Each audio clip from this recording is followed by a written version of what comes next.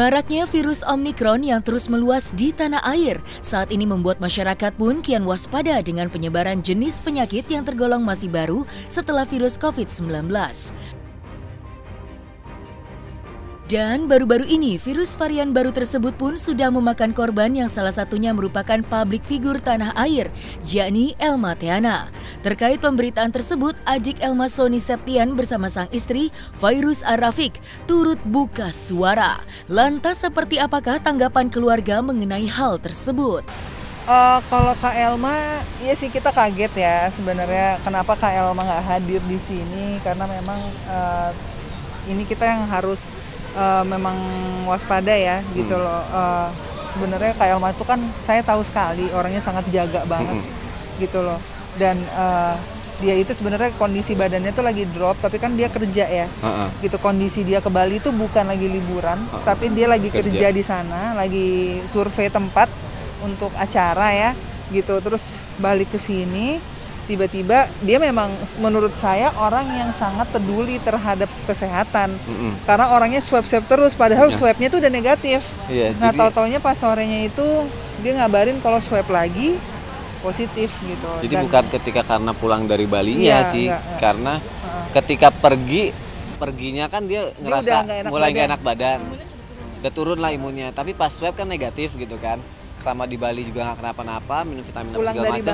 Pulang dari Balinya pun juga pas swab pertama di saat mau ke Jakarta juga nggak kenapa-napa, masih negatif juga gitu. Nah setelah sampainya terus di rumah yang aku dengar kok jadi makin gak enak, swab lagi dia gitu kan.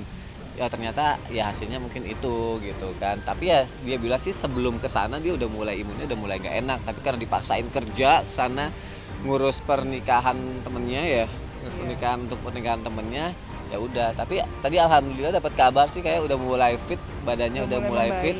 Cuma istirahat aja lah dulu di rumah.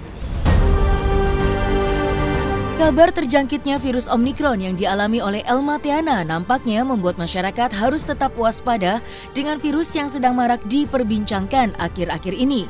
Dan kabar yang beredar sebelum dinyatakan positif Omikron dan dirawat di Jakarta, Elma Theana sedang disibukkan dengan kegiatannya menjadi wedding organizer untuk pernikahan Vena Melinda dengan Ferry Irawan yang sebentar lagi akan dihelat di Pulau Dewata, Bali. Lantas benarkah Elma tertular virus Omikron sejak saat sedang berkegiatan di Bali? Nah kan memang kan kalau COVID itu kan memang harus karantina mandiri ya, isoman ya gitu. Karena kan sebagai masyarakat yang baik kita harus melakukan itu gitu loh. Dan sebagai masyarakat yang baik juga Kak Elma sudah melakukan prosesnya gitu, swab berkali-kali gitu.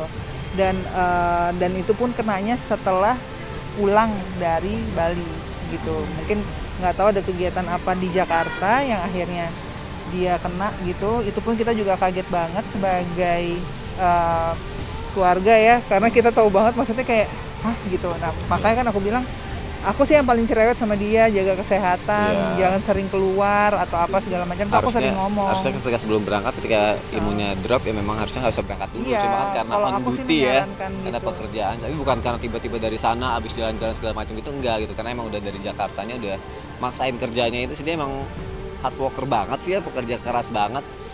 Malah kayak dia mikirin gimana caranya kalau belum tumbang kayaknya dia kerja gitu.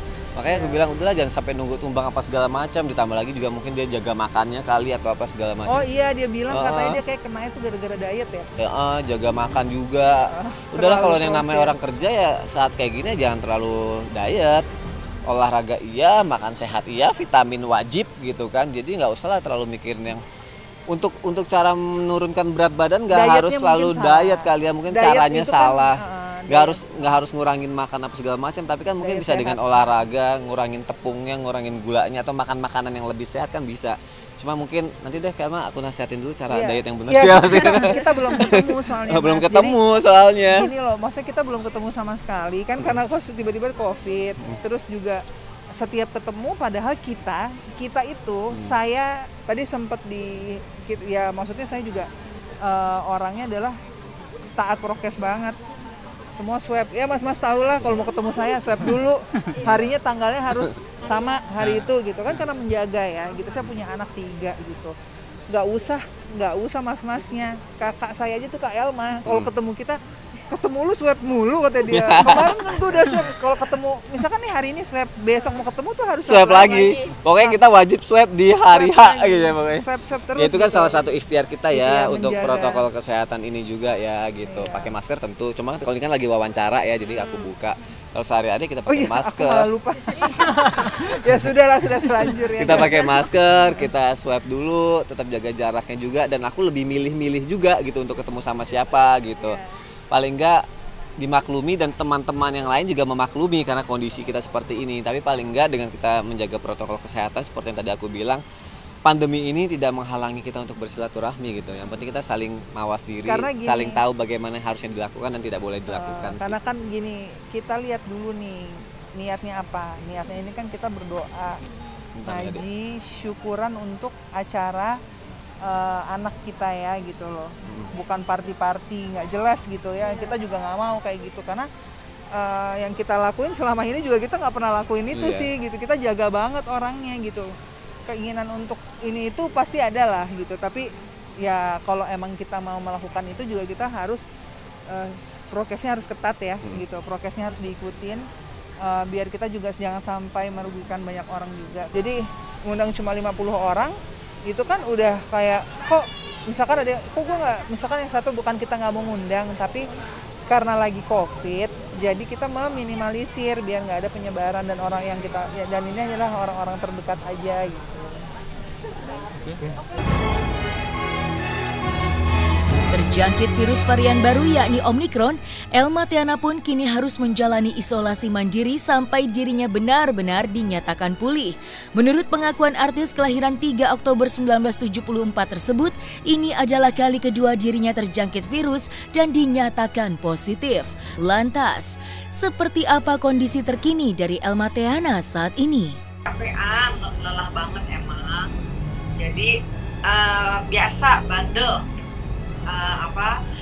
Posisinya tuh kalau nggak pas lagi capek itu nggak minum vitamin, nggak, pokoknya bener-bener nggak minum apa-apalah, jadi mungkin drop gitu ya, capean gitu. Akhirnya pulang dari Bali, yang positif aku doang sih, yang lain-lain sih enggak gitu. Karena sih sempat batuk, tapi alhamdulillah di antigen nggak positif. Jadi yang positif aku doang sendiri. Positifnya ya pas aku pulang dari Bali kan jam 12 siang. Itu malamnya aku batuk-batuk, malamnya jam 7 malam tuh aku udah mulai agak kering gitu loh, kering banget gitu. Padahal kemarin selama di Bali tuh aku antigen terus, itu masih negatif gitu. Nah pas malamnya itu udah mulai agak-agak kok batuk ya gitu, tenggorokannya kok sakit gitu. Ya udah ngecek lagi, ternyata positif gitu. Tapi alhamdulillah fisik gitu, badan semua tuh segar-segar aja.